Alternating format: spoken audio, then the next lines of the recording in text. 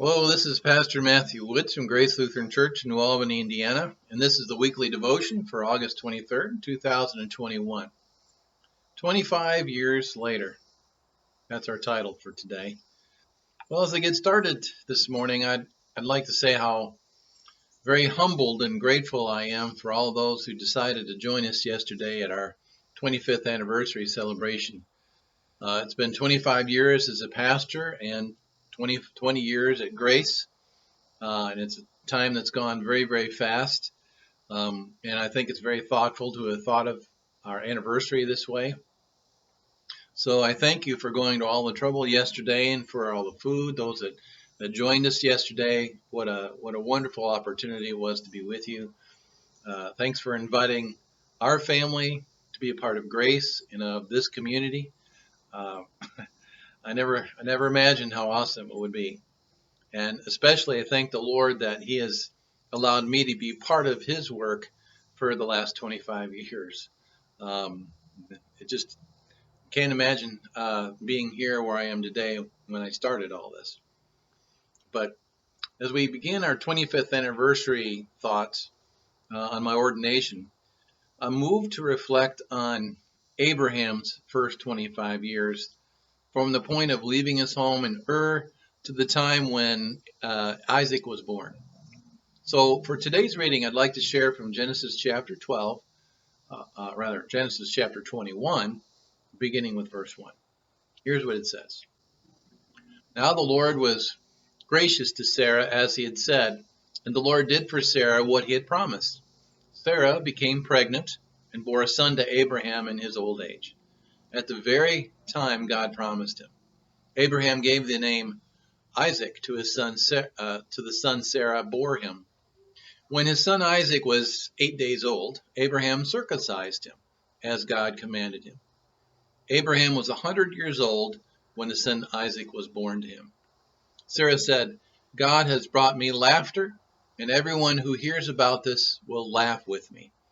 And she said, who would have said to Abraham that Sarah would nurse children? Yet I have borne him a son in his old age.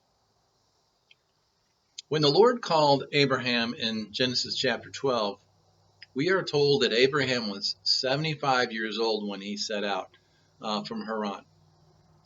He was called Abram then, and he was just a young senior citizen, if you will, at that time, not even in his middle age yet, actually, because he lived to be 175. Here in Genesis chapter 21, we are told that Abraham is 100 years old when Isaac is born.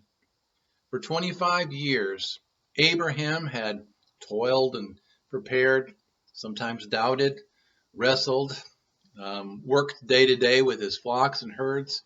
For 25 years, he trusted in the Lord, in the promise that he would have a son, Isaac. This morning, I can imagine Abraham sitting on the front porch of his tent, rocking Isaac and thinking back maybe on those first 25 years with the Lord. A lot had happened in those 25 years. First, Abraham passed through the land of Canaan in Genesis chapter 12.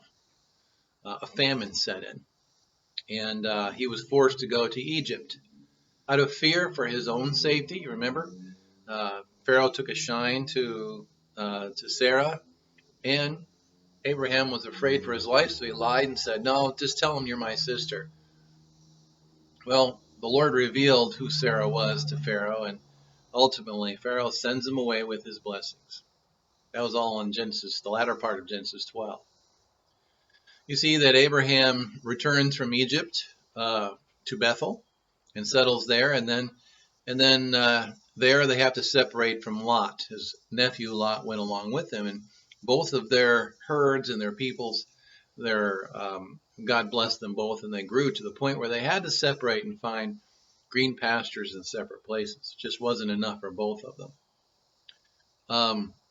Later, Abram would have to rescue Lot from being carried off by the 5 kings. Abraham wins the battle with 318 trained men.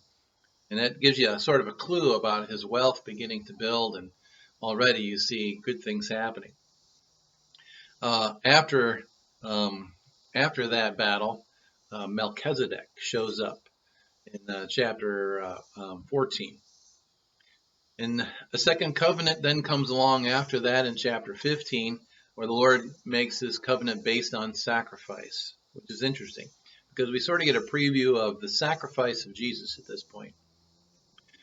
Ishmael is born in chapter 16 when he's 86 years old. This, of course, was a lapse of judgment and trust where he doubts the Lord, and he doubts what he can do for Sarah and Abraham. And so he takes Hagar, and Ishmael is the one who's born. Eventually, God approaches Abram with a third round of covenant, and this time making time to institute the circumcision, which would be applied ultimately not only to Abraham, but to his descendants. Ultimately, it would pass down to us through baptism. This is where God renames Abram to Abraham, the father of many nations, and Sarai to Sarah. In Genesis chapter 18, Abraham receives 3 visitors, and he makes a meal for them, and he tries to intercede for Sodom, because they're there to look at the judgment that would come upon Sodom. And he pleads, if there are 10 righteous people, will you spare the city? And of course, the Lord says, yeah, for 10 righteous, I will. But there weren't even 10 righteous there. So, of course, we see judgment come down on Sodom, and Lot escapes to Zoar in chapter 19. In a brief stay in Gerar, Abraham once again had some fear and doubt for his own safety. And again, he uses the she's my sister tactic with Abimelech. Well, Abimelech is told by the Lord what's really going on, and the Lord straightens out Abraham, and before you know it, there is confession, and there is sacrifice, and there is intercession on Abimelech's behalf in Genesis 20. And then we finally come to it in Genesis chapter 21, the birth of Abraham. You see, a lot can happen and does happen in 25 years. I can see the Lord's hand in my life as he did for Abraham. And obviously, I don't rise to the level of Abraham by a long stretch, but I can see the important similarities that illustrate God's goodness in my life as it was in Abraham's life. So like Abraham, I received a call to be a servant of the Lord as pastor. By the way, pastor, not father. I'm a dad of 2 boys, not everybody. I'm not a reverend. I don't feel that I'm revered or worthy of it. Just pastor, shepherd. Like Abraham, we had to leave our home to live in places that we hadn't previously known in our lives, always with a sense of anticipation, always with God leading. And like Abraham, I've been blessed with a godly wife who has been there every step of the way, putting up with my faults, my fears, and adapting herself to being a pastor's wife and moving from one place to another. Like Abraham, we have met many people along the way and that have multiplied the blessings with each church that we have been a part of through those relationships that we have gained. Like Abraham, we have counted on the Lord to lead, but haven't always been perfect followers. Like Abraham, the Lord has blessed me with 2 boys, thank goodness, by the same mother. Like Abraham, we count on the Lord's promises, especially those promises that refer to Jesus as the descendant, as the one who would bless all nations. A lot happens in 25 years, but the Lord himself is consistent, and he is present in every one of those moments that fill those 25 years. As a quarter century gives way to what may come, I lay a heavy emphasis on the people we have come to love most of all. I give thanks for everyone that has been a part of our ministry along the way, our journey to this point, not just here at Grace, but where we started at Redeemer and Seymour and in St. Luke's and Winnemac, Indiana as well. Even on our vicarage congregation in Salem, Illinois, my home church in Michigan, St. Trinity. We are still very fond of each and remember those of whom we have, those folks that have already been called to the Lord from those places. We miss and remember them all.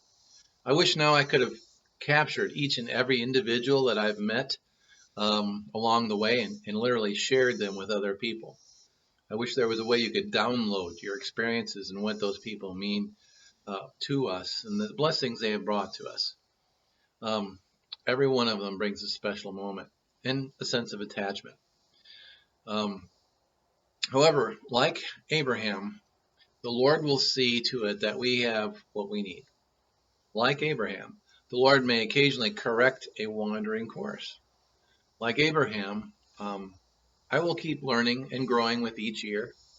And most of all, like Abraham, um, I pray that the Lord would always be the center of everything that remains in the years to come.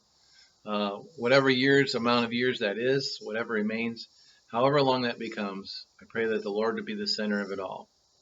So to Jesus, thank you for 25 incredibly fast years.